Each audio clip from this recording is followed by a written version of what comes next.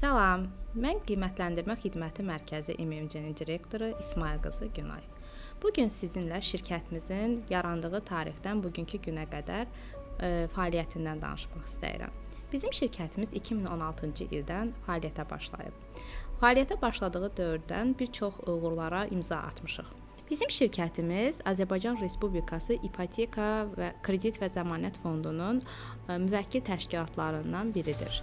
Bu günləri biz banklardan siz ipoteka götürən zaman əmlaklarınızın qiymətləndirilməsini uğurla həyata keçirdirik, ədalətli qərarlar veririk, əmlaklarınızın real qiymətini çıxardırıq. Biz sizə miqrasiya xidmətləri ilə də bağlı köməklik göstərə bilərik. Belə ki, xarici vətəndaşlar adlarına hər hansısa bir 100 min dəyərinin üzərində əmlak varsa, daşınmaz əmlak varsa, bunların qiymətləndirilməsi ilə miqrasiya xidmətlərinə müraciət edib oturum ala bilərlər. Qiymətləndirmənin müxtəlif sahələri olduğu kimi, özünü doğrultduğu ən böyük sahələrdən biri də əmlak bölgüləri zamanı aparılan qiymətləndirmələrdir. Belə ki, siz əmlak bölgüsü zamanı qiymətləndirməyə müraciət edərək əmlakınızı qiymətləndirib müstəqil rəyi məhkəməyə təqdim edə bilərsiniz. Eyni zamanda sizin əmlakınıza hər hansısa bir zərər dəymiş olarsa, qiymətləndirici dəymiş zərəri də müəyyən eləyir.